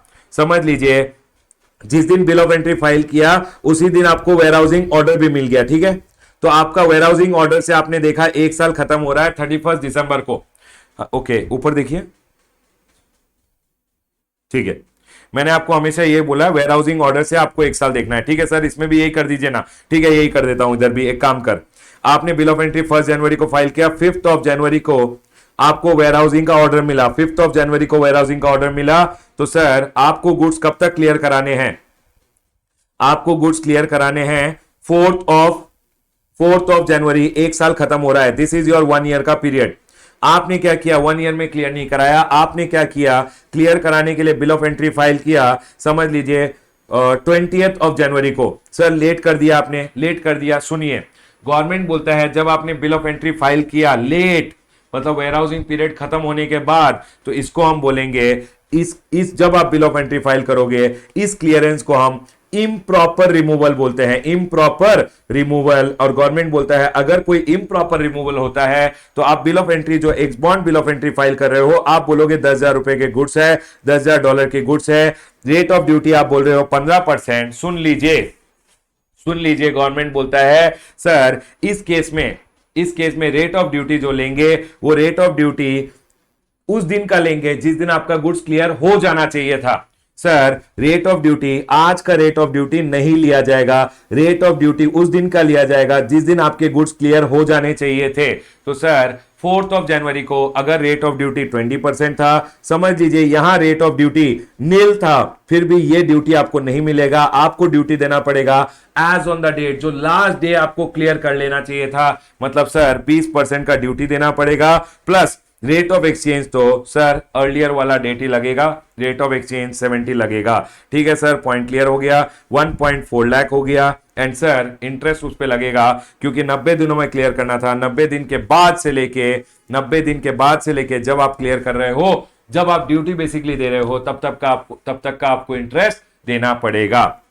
सुनिए, if goods are not remove within the period of time, it is deemed as improper removal, rate of duty will be as on the date of deemed removal. Deemed removal मतलब जो last दिन होता है जब मान लिया जाता है कि आपके गुड्स रिमूव हो गए हैं। वो ऐसा तो नहीं है गोडाउन से बाहर फेंक देंगे, लेकिन वो मान लेते हैं कि गुड्स क्लियर हो गए हैं ऑन द लास्ट डे। ठीक है सर, पॉइंट क्लियर है। Section number 15(1)(b) is not applicable in case of improper removal, मतलब जो rate of duty bill of entry के दिन का नहीं लगेगा, रेट ऑफ ड्यूटी लगेगा as on the last day जब आपके गुड्स क्लियर हो जाने चाहिए थे। ठीक है सर, मैंने आपको अभी तक क्या क्या बोला? मैंने आपको बोला वेयर हाउसेज 3 टाइप के होते हैं। 57 बोला पब्लिक वेयर हाउस, ठीक है सर। 58 बोला सर प्राइवेट वेयर हाउस, ठीक है सर। उसके बाद 58B बोला special warehouse. Special warehouse वो होते हैं, स्पेशल वेयर हाउस क्या होते हैं सर? स्पेशल वेयर हाउस वो होते हैं जिसमें स्पेशल गुड्स स्टोर किए जाते हैं, जैसे गोल्ड सिल्वर वगैरह। ठीक है सर। उसके बाद 58A बोला, 58B बोला अगर आपने कोई गलती कर दिया तो आपका लाइसेंस कैंसिल किया जाएगा। बेसिकली अगर आपने कॉन्ट्रावेंशन किया, गुड्स का अच्छे से स्टॉक वगैरह नहीं रखा। ठीक है सर। उसके बाद सर अब सुनिए, अब आपके गुड्स अगर एक बार आ गए हैं तो सेक्शन नंबर 46 बोलता है बेटा बिल ऑफ एंट्री फाइल कर, बिल ऑफ एंट्री फाइल कर। तो ऑफिसर बोलता है आप अगर bill of entry for where housing file करते हो तो आपको हमेशा, सेक्शन नंबर 59 बोलता है वेयर हाउसिंग का एक बॉन्ड देना पड़ेगा, that is 3 times of the amount of duty. ठीक है सर, और एक जनरल बॉन्ड भी अलाउड होता है। यहां तक समझ में आ गया। 57, 58, 59 भी क्लियर हो गया है। उसके बाद आता है 60 कि सर अब ऑफिसर आपको एक क्लियरेंस ऑर्डर दे देगा, ऑटोमेटिक क्लियरेंस ऑर्डर भी दिया जाता है। 60 में क्लियरेंस ऑर्डर मिला, आपने गुड्स डाल दिए वेयर हाउस में। अब सुनिए, एक बार गुड्स वेयर हाउस में डाल दिए तो 61 बताता है, 60 हो गया इधर, 61 बताता है वेयर हाउसिंग का पीरियड। मैंने आपको ऑलरेडी बता दिया वेयर हाउसिंग का पीरियड होता है ईएसटीपीज वगैरह की केस में कोई इंटरेस्ट नहीं है, कोई पीरियड नहीं है, जब तक क्लियर करना चाहते हो तब तक रख सकते हो। लेकिन सर एनी अदर केस में गवर्नमेंट ने बोला है कि आप गुड्स को रख सकते हो 1 साल के लिए। सर 1 साल के बाद और एक्सटेंशन ले लो, कोई बात नहीं, लेकिन अगर आपने एक्सटेंशन नहीं लिया तो सर उसके बाद अगर आपने क्लियर किया 1 साल के बाद तो उसको इम्प्रॉपर रिमूवल बोलते हैं और लास्ट डे पे उसको क्लियर्ड मान लिया जाता है। ठीक है सर। सर 90 दिनों के लिए गुड्स को विदाउट इंटरेस्ट रख सकते हो, लेकिन 90 दिनों के बाद जो भी ड्यूटी बाद में दे रहे हो उस पर आपको इंटरेस्ट जब दोगे बाद में, 90 डेज के बाद जब भी बाद में दोगे तब इंटरेस्ट देना पड़ेगा। उसके बाद सर सेक्शन नंबर 61 मैंने आपको करा दिया। सेक्शन नंबर 62 आया है नहीं, ओमिटेड है। 63 भी ओमिटेड है, डिलीटेड है। तो मैंने आपको 57 पढ़ाया public warehouse, 58 private warehouse, 58A special warehouse, 58B contravention पे वेयर हाउसिंग लाइसेंस कैंसिल हो जाएगा। 59 मैंने आपको पढ़ाया वेयर हाउसिंग बॉन्ड। 60 मैंने आपको पढ़ाया सर क्लियरेंस ऑर्डर। 61 मैंने आपको पढ़ाया वेयर हाउसिंग पीरियड। 62, 63 ओमिटेड है। 64 जस्ट आपको पावर देता है, किसको? ओनर को एक राइट देता है, हक देता है 64 की owners right to deal with the warehouse goods, कि सर आपके जो गुड्स वेयर हाउस में स्टोर्ड है सर क्या मैं उन्हें देख सकता हूं, निहार सकता हूं? बाबा जो करना है कर। गवर्नमेंट बोल रहा है देख ये 4 चीजें कर सकता है। Inspect the goods which are there in the warehouse, deal with their container, जो कंटेनर्स वगैरह हैं, समझ लीजिए कंटेनर्स कहीं से खुले हुए हैं तो कंटेनर टूट फूट गए हैं तो आप डील कर सकते हो।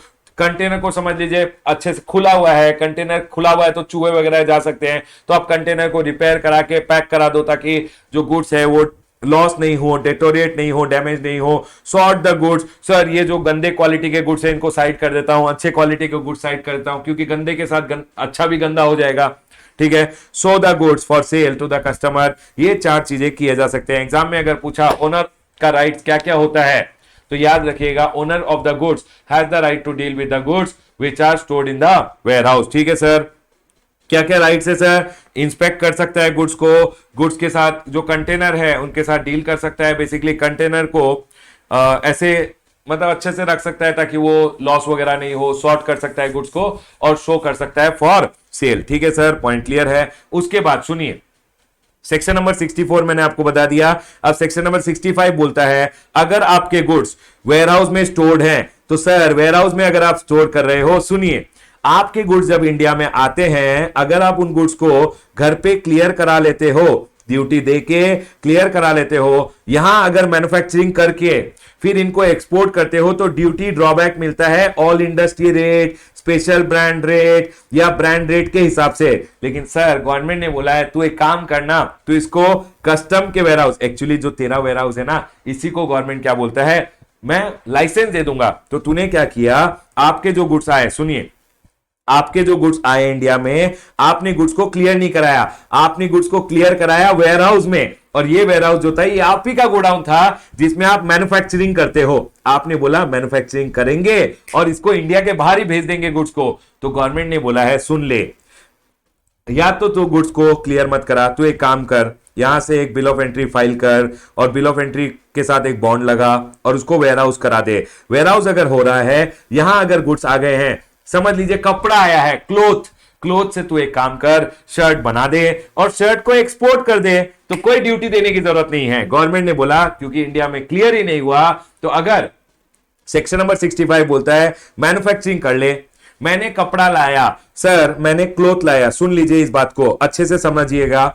मैंने क्या किया, एंड प्रोडक्ट छोड़, मैंने क्लोथ लेके आया, क्लोथ पे रेट ऑफ ड्यूटी 20% था, मैंने ड्यूटी नहीं दिया, उस गुड्स को वेयरहाउस में डाला, या तो पब्लिक वेयरहाउस, प्राइवेट वेयरहाउस सिर्फ गोल्ड वगैरह के लिए अलाउड है, ठीक है, मैंने अपने प्राइवेट वेयरहाउस में डाला, मैंने अपने वेयरहाउस में डाल के क्लोथ से बना दिया शर्ट, शर्ट पे रेट ऑफ ड्यूटी है 30% का, याद रखिएगा, इंपोर्ट करने पे रेट ऑफ ड्यूटी 30% है, एक्सपोर्ट करने पे तो मोस्ट ऑफ द गुड्स पे कोई ड्यूटी है ही नहीं, ठीक है।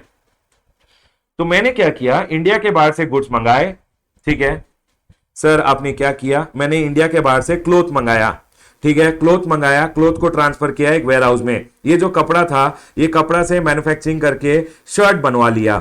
अब गवर्नमेंट बोलता है जो आपने शर्ट या टी शर्ट बनाया है, उसको अगर आप एक्सपोर्ट कर देते हो, सर मैंने अगर उसको एक्सपोर्ट कर दिया, एंड प्रोडक्ट जो था उसको एक्सपोर्ट कर दिया, तो no duty payable on imported material. जो ये क्लोथ मैंने यहां ट्रांसफर किया था, जिस क्लोथ से मैंने शर्ट बनाया, क्योंकि शर्ट इंडिया के बाहर चला गया, सर ये जो मटेरियल था इस पे नो ड्यूटी पेएबल। लेकिन सर समझ लीजिए, क्लोथ बनाने के प्रोसेस में कोई स्क्रैप जनरेट हुआ, वेस्ट जनरेट हुआ, रिफ्यूजल जनरेट हुआ, तो सर उसका क्या करना है, गवर्नमेंट ने बोला आग लगा दे, आग, क्योंकि आपने गुड्स को एक्सपोर्ट कर दिया है, वेस्ट और रिफ्यूजल को एक काम करो, आग लगा दो, वेस्ट और स्क्रैप या रिफ्यूजल। देखिए यहां पे है सेक्शन नंबर 65 जो बोलता है जो वेस्ट या रिफ्यूज होता है, रिफ्यूज, जो वेस्ट या रिफ्यूज होता है, रिफ्यूज मतलब जो वेस्ट होता है उसको आप एक काम करो, वेस्ट, स्क्रैप, रिफ्यूज जो भी बोलो, वेस्ट को आग लगा दो, डिस्ट्रॉय कर दो, ऑफिसर के सामने डिस्ट्रॉय कर दोगे तो नो ड्यूटी। सर समझ लीजिए मैंने वेस्ट को डिस्ट्रॉय नहीं किया, बेटा वेस्ट को डिस्ट्रॉय नहीं किया, तो क्या किया वेस्ट के साथ, सर वेस्ट को मैंने इंडिया में क्लियर कर दिया। देखिए वेस्ट को डिस्ट्रॉय कर दिया तो कोई ड्यूटी नहीं लगेगा। सुनिए, मैंने कपड़ा मंगवाया, कपड़े से एंड प्रोडक्ट बनाया, एंड प्रोडक्ट को एक्सपोर्ट कर दिया शर्ट को, तो कोई ड्यूटी नहीं लगेगा on the imported material which was used, कपड़े पे कोई ड्यूटी नहीं देना है। सर जो वेस्ट, स्क्रैप या रिफ्यूज था, जो वेस्ट हो गया था उसको डिस्ट्रॉय कर दो, कोई ड्यूटी नहीं लगेगा। सर मेन कपड़े पे भी नहीं लगा, स्क्रैप को तो डिस्ट्रॉय कर दिया। गवर्नमेंट ने बोला सर समझ लीजिए आपने जो क्लॉथ मंगाया उसके बाद जो वेस्ट एंड रिफ्यूज है उसको डिस्ट्रॉय कर दिया तो क्यों कोई ड्यूटी नहीं लगा। अगर आपने वेस्ट को इंडिया में क्लियर कर लिया, इंडिया में क्लियर कर लिया, तो गवर्नमेंट बोलता है हम समझेंगे कि आपने वेस्ट इंडिया के बाहर से इंपोर्ट किया है, क्लॉथ पे रेट ऑफ ड्यूटी 10% है, वेस्ट पे रेट ऑफ ड्यूटी समझ लीजिए 2%, 5% जो भी है, तो गवर्नमेंट बोलता है अगर क्लोथ पे 10% है आपको 10% देने की जरूरत नहीं है, लेकिन वेस्ट और स्क्रैप को अगर इंडिया में क्लियर किया तो 5% ड्यूटी देना पड़ेगा। देखिए यहां पे cleared in India, pay duty on waste and scrap as if waste और स्क्रैप या refuse was imported within India. I hope it is clear to all. Yes sir, point clear है। Sir ये जो and product था उसको मैंने बना के इंडिया के बाहर एक्सपोर्ट नहीं किया, इंडिया में एक्सपोर्ट कर दिया। समझ लीजिए, इंडिया में क्लियर कर दिया मैंने कि इंडिया के बाहर से कपड़ा मंगाया, क्लोथ को ट्रांसफर किया वेयर हाउस में। सर क्लोथ से मैं क्या करूंगा, बनाऊंगा शर्ट। अब सर शर्ट को अगर इंडिया के बाहर भेज दिया तो कोई ड्यूटी नहीं लगा, लेकिन मैंने क्या किया, शर्ट को इंडिया में ही क्लियर कर दिया। तो गवर्नमेंट ने बोला यहां पे क्योंकि आपने क्लोथ को वेयर हाउस में ट्रांसफर कर दिया था, शर्ट बनाया, शर्ट को इंडिया में ही क्लियर किया है, तो cleared with in India import duty on material which was used in the finish good. जो आपने कपड़ा मंगाया उस पे 10% ड्यूटी था, आपको 10% ड्यूटी जो कपड़ा पे लगता है वो देना पड़ेगा। ठीक है सर। सर इंडिया में इसको गुड्स क्लियर किया, उस पर ड्यूटी नहीं बाबा, जो कपड़ा है, कपड़ा जो जितना यूज हुआ है, जितने शर्ट में यूज हुआ है, समझ लीजिए आपने आधा एक्सपोर्ट कर दिया तो आधे पे एक्सपोर्ट ड्यूटी नहीं लगा, आधा इंडिया में क्लियर कर दिया तो आधा जो इंडिया में क्लियर किया उन पे जो ड्यूटी दिया हुआ था, जो ड्यूटी देना था उन कपड़ों पे, शर्ट पे नहीं, जो कपड़ा जिससे शर्ट बनाया वो कपड़े का आपको ड्यूटी देना पड़ेगा। ठीक है सर। सर इंडिया में जो क्लियर किया उसका रिलेटेड जो भी वेस्ट और स्क्रैप या रिफ्यूज जनरेट होता है, याद रखना उसको custom duty on imported material used in the waste, scrap और रिफ्यूज। समझ लीजिए आपने जो शर्ट इंडिया में क्लियर किया उसका जितना वेस्ट जनरेट हुआ, उस वेस्ट का कितना कपड़ा उस वेस्ट में था, उस कपड़े का ड्यूटी लगेगा। ओ नो सर, मतलब वेस्ट जो था उसमें कितना कपड़ा इन्वॉल्व था, समझ लीजिए 10 मीटर कपड़ा इन्वॉल्व था, 10 मीटर का price multiplied by rate of duty आपको देना पड़ेगा। वेस्ट और स्क्रैप नहीं माना जाएगा, उसको ऐसा माना जाएगा कि कपड़ा आपने इंडिया में क्लियर कर लिया in the form of waste and scrap. ठीक है, याद रखिएगा हमेशा। चलिए मैंने आपको क्या क्या पढ़ाया, मैंने आपको 57 पढ़ाया public warehouse, 58 private warehouse, 59 ठीक है मैं ऐसे लिखता हूं, मैंने लिखा 57 public warehouse, 58 private warehouse, 58A sir special warehouse, 58B sir special warehouse का लाइसेंस। बेसिकली गवर्नमेंट के पास not special warehouse, government के पास पावर है, अगर गवर्नमेंट चाहे तो लाइसेंस कैंसिल कर सकती है। 59 आया कि सर आपने जब गुड्स के लिए एक यहां पे क्या फाइल किया, बिल ऑफ एंट्री फाइल किया for transferring it to the warehouse, तो सर आपने क्या किया 59 में एक बॉन्ड दे दिया, उसके बाद सर 60 में इसने क्लियरेंस ऑर्डर दे दिया और गुड्स ट्रांसफर हो गए। 61 ने बोला कि सर कितने दिनों के लिए गुड्स को वेयर हाउस में रख सकते हो। 62 आया, 62 एंड 63 एप्लीकेबल ही नहीं है सर, ओमिटेड है। 64 बोला कि आप अपने गुड्स के साथ क्या क्या कर सकते हो, इंस्पेक्ट कर सकते हो, सॉर्ट कर सकते हो, शो कर सकते हो वगैरह। सर 65 आया कि आपके गुड्स जो वेयर हाउस में पड़े हुए हैं उनका आप मैन्युफैक्चरिंग कर सकते हो। ठीक है सर, मैन्युफैक्चरिंग अलाउड है। याद रखिएगा मैन्युफैक्चरिंग करके जो एंड प्रोडक्ट है अगर उसको एक्सपोर्ट कर दिया तो यहां यही बोला है कि एंड प्रोडक्ट को एक्सपोर्ट कर दिया तो no duty on imported material which was use, जो मटेरियल यूज किया है कपड़े पे कोई ड्यूटी नहीं देना है। वेस्ट और स्क्रैप को अगर डिस्ट्रॉय कर दिया तो ड्यूटी नहीं देना है। वेस्ट और स्क्रैप को अगर इंडिया में क्लियर किया तो जो रेट ऑफ ड्यूटी कपड़े पे एप्लीकेबल था वो नहीं, ऐसा माना जाएगा इंडिया में वेस्ट और स्क्रैप लाया आपने और वेस्ट और स्क्रैप पे जो ड्यूटी लगता है वो देना पड़ेगा। सर अगर जो एंड प्रोडक्ट शर्ट मैंने बनाया, शर्ट को अगर मैंने इंडिया में क्लियर कर दिया तो सर माना जाएगा इंडिया में आपने क्लियर किया है तो जो कपड़ा यूज हुआ है on the material which is cleared in India, जो कपड़ा यूज हुआ है वो कपड़े पे जो ड्यूटी एप्लीकेबल था इंपोर्ट करने के समय वो देना पड़ेगा। सर जो मैंने गुड्स इंडिया में क्लियर किए हैं उस रिलेटेड जो भी स्क्रैप है उसका क्या करूं, जो मैंने इंडिया में क्लियर किया है तो सर उसके लिए जो भी क्लोथ, जितना क्लोथ लगा है, जितने क्लोथ पे जो ड्यूटी एप्लीकेबल है वो ड्यूटी आपको देना पड़ेगा। ठीक है सर, पॉइंट क्लियर हो गया। सुनिए मैंने क्या किया, 65 समझ में आ गया सर। उसके बाद आ जाइए सेक्शन नंबर 67 में, सेक्शन नंबर 67 में आ जाइए सर। सेक्शन नंबर 66 क्या है, टोटल बकवास। सेक्शन नंबर 66 होमवर्क घर में पढ़िएगा। अब आ जाइए सेक्शन नंबर 67 में। सेक्शन नंबर 67 क्या बोलता है, सर आपने गुड्स मंगाए, मैंने गुड्स इंडिया के बाहर से मंगाए, मैंने उनको एक पब्लिक वेयरहाउस में डाला दिया। अब सेक्शन नंबर 67 बोलता है, समझ लीजिए आपने एक वेयरहाउस में डलाया, फिर आपको वेयरहाउस से दूसरे वेयरहाउस में ट्रांसफर करना है, तो सेक्शन नंबर 67 बोलता है कि सर आप उसको दूसरे वेयरहाउस में भी ट्रांसफर कर सकते हो। उसके लिए removal from one warehouse to another, मैंने पब्लिक वेयरहाउस से दूसरे पब्लिक वेयरहाउस में डाल दिया, तो सर गवर्नमेंट बोलता है पब्लिक वेयरहाउस से दूसरे पब्लिक वेयरहाउस में डाल दिया, प्राइवेट से पब्लिक में डाल दिया, जो भी गवर्नमेंट बोलता है आप अगर ट्रांसफर कर रहे हो, वैसा होता नहीं है लेकिन पब्लिक टू अनदर पब्लिक होता है जनरली, तो सर आपको गवर्नमेंट बोल रहा है 67 में कि सर कोई ex bond bill of entry, कोई into bond bill of entry वगैरह देने की जरूरत नहीं है, कोई ड्यूटी देने की जरूरत नहीं है, जो बॉन्ड दिया था वही कंटिन्यू करेगा, बस यहां से गुड्स यहां ले जाना, ध्यान रखना रास्ते में कोई चोरी ना करे, यहां से गुड्स यहां ले जाना, बस कोई ex bond bill of entry, into bond bill of entry, कोई ड्यूटी, कोई कुछ देने की जरूरत नहीं है। ठीक है सर, 67 समझ में आ गया। अब सुनिए 68 क्या बोलता है। 68 बोलता है नालायक, तेरे गुड्स अगर तूने वेयरहाउस में डाले हैं और तेरे को अगर क्लियर कराना है तो एक बिल ऑफ एंट्री फाइल कर।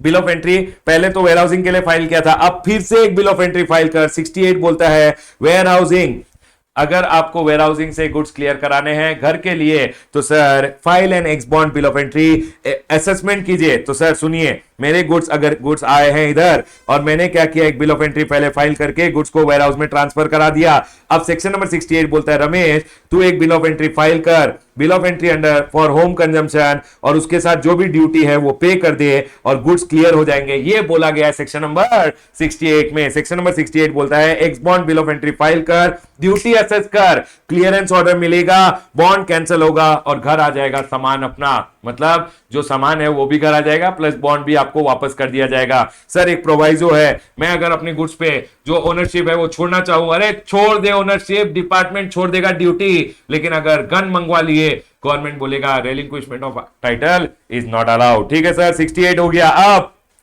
सेक्शन नंबर 69 आता है कि सर आपके जो गुड्स वेयरहाउस में पड़े हुए हैं घर मत लेके जाओ, एक काम करो डायरेक्ट क्लियर करा दो, यहां से डायरेक्ट एक्सपोर्ट कर दो। सेक्शन नंबर 69 बोलता है clearance of warehouse goods for export, direct अगर एक्सपोर्ट कर दिया, देखिए सेक्शन नंबर 69 बोलता है कि sir any warehouse goods may be exported outside India without payment of duty, मतलब कोई ड्यूटी नहीं, क्लियर कराओगे फिर एक्सपोर्ट करोगे, 98% ड्यूटी ड्रॉपिंग मिलता है एज सच एक्सपोर्ट करने पे, लेकिन सर वेयरहाउस से डायरेक्ट कर दोगे, ड्यूटी लगा ही नहीं।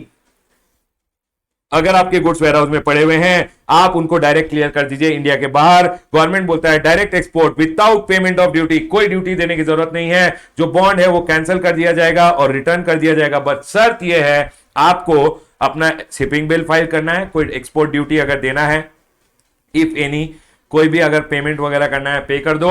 ई क्लियरेंस ऑर्डर भी आजकल दिया जाता है based on your risk assessment कि आप कितने रिस्की कस्टमर हो, और कोई ex bond bill, no ex bond bill of entry to be filed, directly export कर दीजिए, शिपिंग बिल फाइल कीजिए, सामान उठाइए गोडाउन से डायरेक्ट एक्सपोर्ट कर दीजिए, हो गया काम खत्म। ठीक है सर, पॉइंट क्लियर हो गया। मैंने अभी तक आपको क्या पढ़ा दिया, मैंने आपको अभी तक पढ़ाया, सुन लीजिए बाबा सुन लीजिए, मैंने आपको पढ़ाया है public warehouse section number 57, 58 private warehouse. Sir 58A ऐसा पढ़ना एग्जाम में सारा याद रहना चाहिए सर। उसके बाद 58B कमिश्नर चाहे तो आपका जो लाइसेंस है वो कैंसिल कर सकता है। उसके बाद जब आपके गुड्स आ चुके हैं सर, आपके गुड्स अगर पोर्ट आ गए हैं तो क्लियर करा ले 30 दिनों में, नहीं तो सेल कर देगा कस्टोडियन। तो एक बिल ऑफ एंट्री फाइल कर फॉर वेयरहाउसिंग, वेयरहाउसिंग के लिए बिल ऑफ एंट्री फाइल करेगा, ऑफिसर बोलेगा बेटा बॉन्ड दे, बॉन्ड दिया जाएगा अंडर सेक्शन नंबर 59, और सर ऑफिसर 60 में एक वेयरहाउसिंग ऑर्डर दे देगा, गुड्स क्लियर हो जाएगा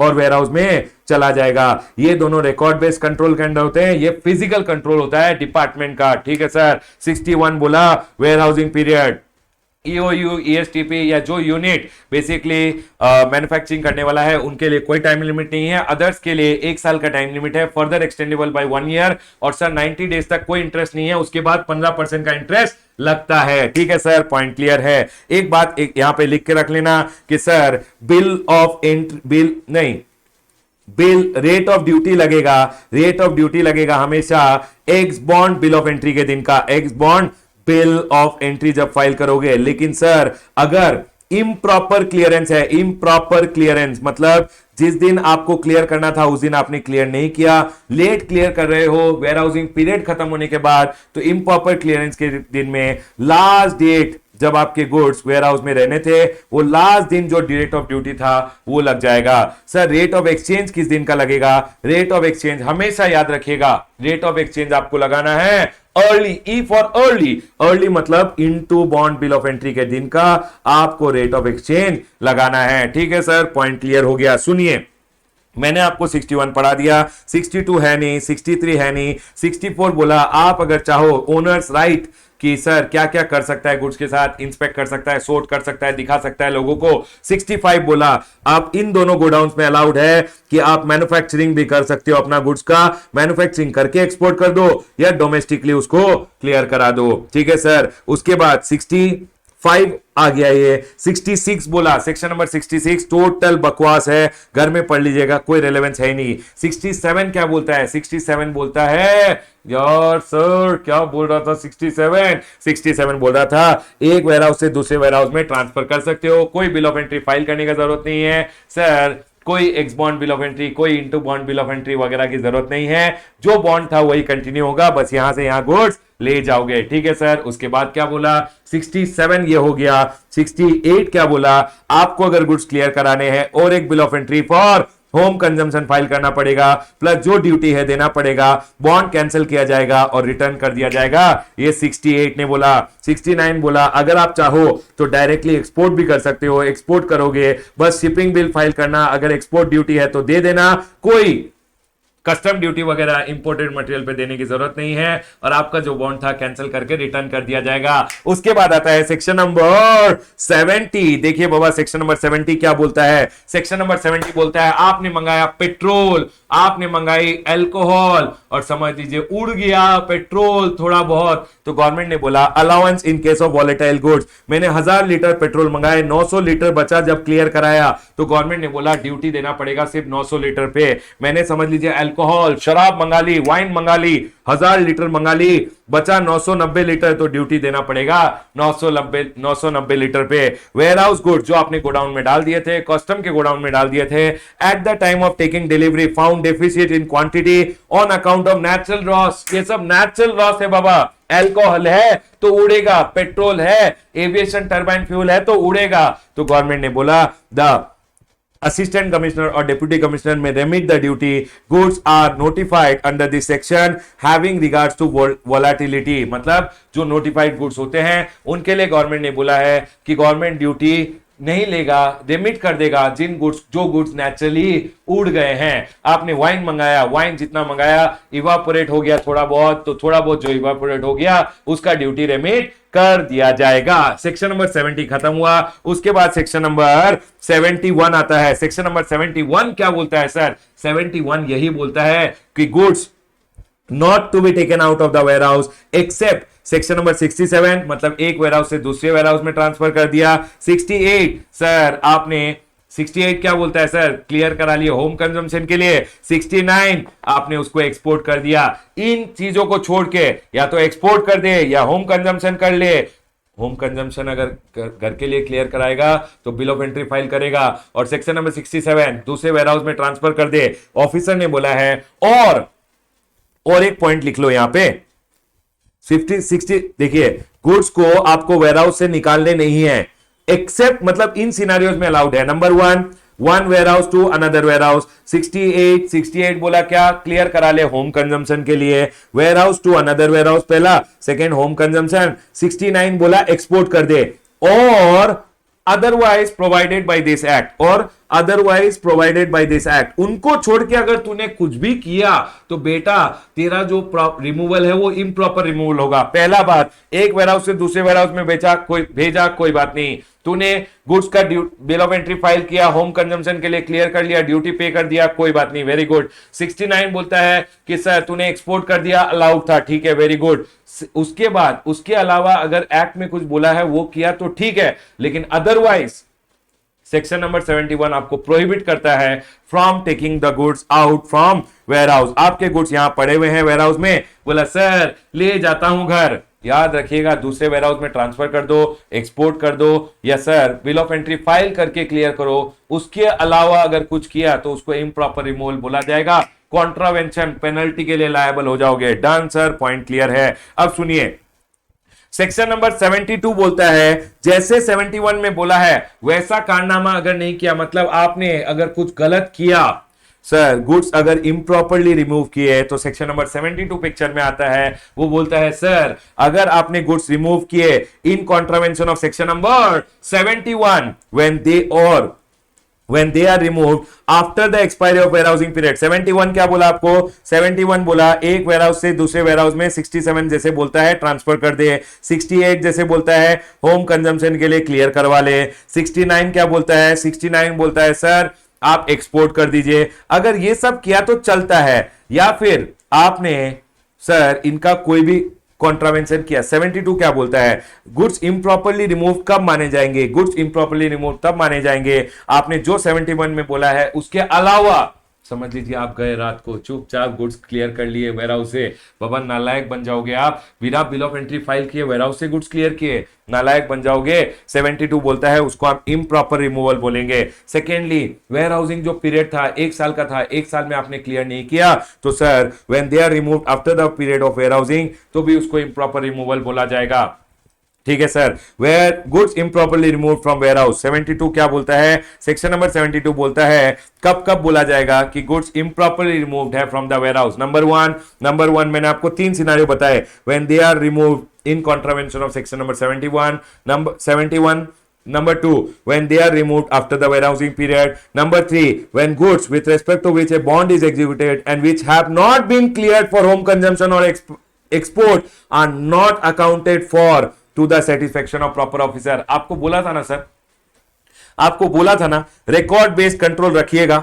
आपने रिकॉर्ड अगर मेंटेन नहीं किया, अगर कोई गुड्स का रिकॉर्ड आपने मेंटेन नहीं किया है तो हम मानेंगे वो इम्प्रॉपरली रिमूव्ड है। देखिए क्या बोला है sir, when goods which a bond is executed which have not been cleared for home consumption or export are not accounted for to the satisfaction of proper officer। अगर आपने ऐसा कुछ कर दिया, देखिए क्या बोला इधर sir, in any of the following cases, that is to say when goods are not cleared as per section number 71, मतलब in contravention, या आपने warehousing period खत्म हो गया और क्लियर नहीं किया, या फिर सर आपने उसका अकाउंटिंग नहीं किया है, तो क्या बोल रहा है देखिए, the proper officer will give a demand order and the owner of the goods shall forthwith immediately पे करेगा ड्यूटी। देखिए the proper officer shall pay may demand the full amount immediately along with tax, interest and penalty. गए बेटा गए, आपसे immediately demand order दिया जाएगा आपको। तो सर कब कब डिमांड ऑर्डर दे दिया जाएगा?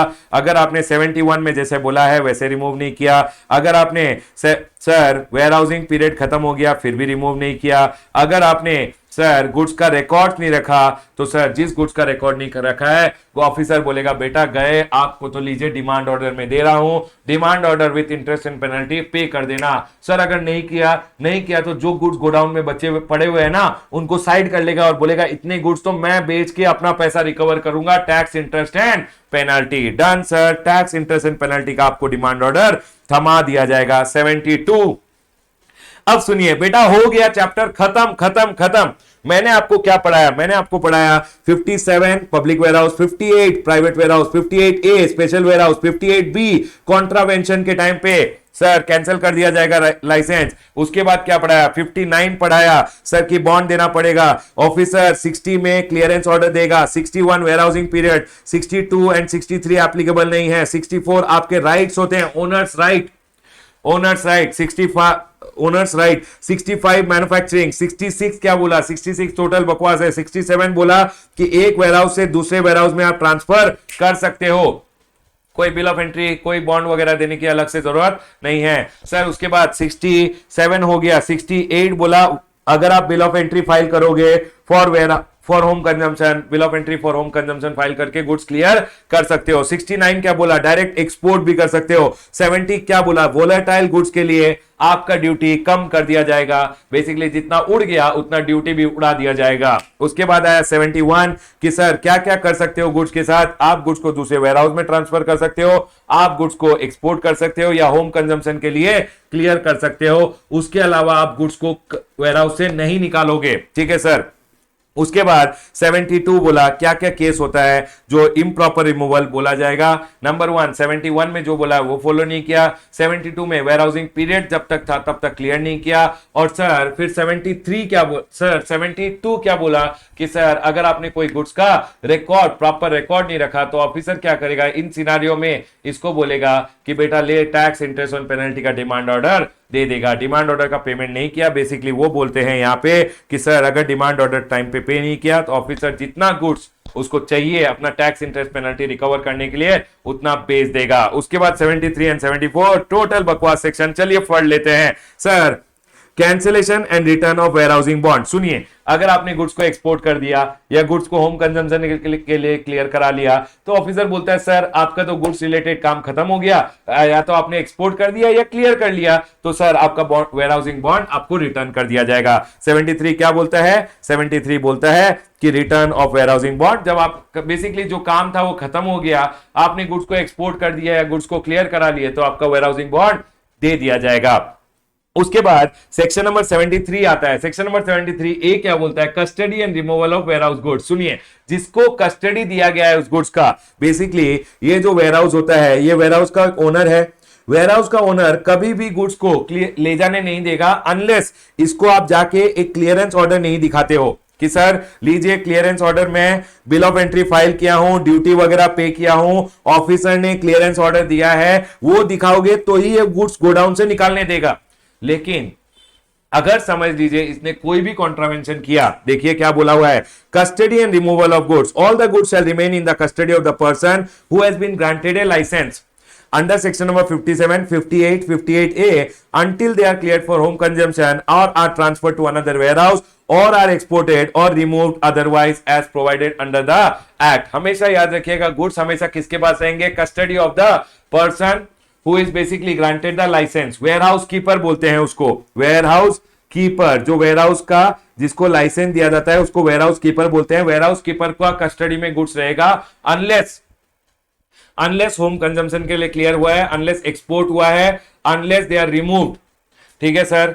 उसके बाद बोला है the responsibility of the person who has the custody shall be as prescribe किया जाएगा उसका रेस्पॉन्सिबिलिटी, बेसिकली वो अकाउंट्स एंड रिकॉर्ड्स वगैरह मेंटेन करके रखेगा।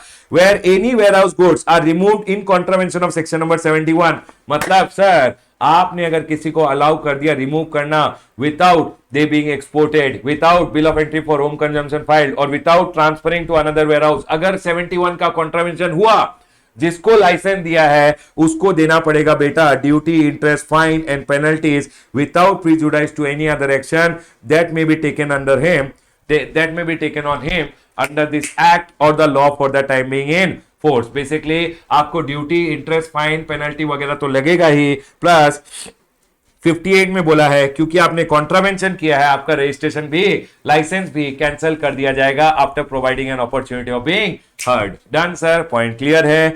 चलिए बाबा, यहां मेरा चैप्टर ऑफ वेयर हाउसिंग खत्म होता है। I hope you guys enjoyed the chapter. सुन लीजिए, मैंने आपको वेयर हाउसिंग पढ़ाया, पूरा कंप्लीट पढ़ाया। देखिए warehousing, types of section, section number 57 public warehouse, 58 private warehouse, 59 58A sir special warehouse में मैंने आपको बताया क्या क्या आइटम रखने हैं। ठीक है सर। उसके बाद 58B आया कि सर लाइसेंस कैंसिल कर दिया जाएगा अगर कॉन्ट्रावेंशन करोगे। 59 में बताया बॉन्ड। उसके बाद मैंने आपको पढ़ाया 60 क्लियरेंस ऑर्डर दिया जाएगा। 61 बोला है पीरियड जब तक आप गुड्स को रख सकते हो, मैंने आपको पीरियड शॉर्टकट में इजीली समझा दिया।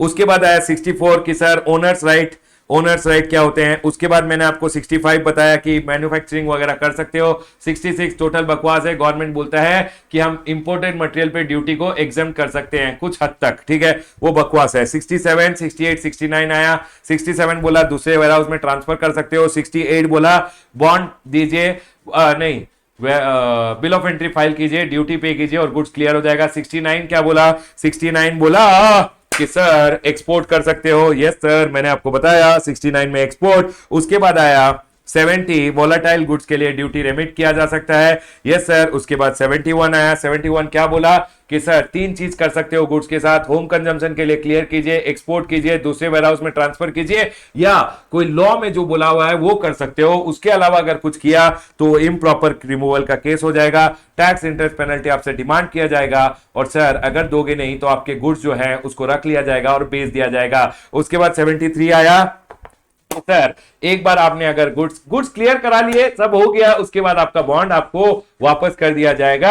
और सर उसके बाद 73A आया, जो वेयरहाउस कीपर है, अगर कुछ गुड्स कॉन्ट्रावेंशन में रिमूव हो गए हैं तो वेयरहाउस कीपर को लायबल किया जाएगा। बेसिकली वेयरहाउस कीपर के ऊपर जो लाइसेंसी है he will be liable to pay the duty, interest, fine, plus उसका रजिस्ट्रेड लाइसेंस भी कैंसिल किया जा सकता है। यस सर, यहां तक पॉइंट क्लियर हो गया है। आई होप आप लोगों को बड़ा मजा आया हो। यस सर, बड़ा मजा आया है। ये जो चैप्टर है ये इस बार आपके एग्जाम के लिए इंपॉर्टेंट है। क्यों सर? क्योंकि सीए फाइनल में एक एक्स्ट्रा एडिशन है, नया एडिशन है for the May 22 and November 22 as well. ठीक है सर, तो आप लोगों को ध्यान में रखना है।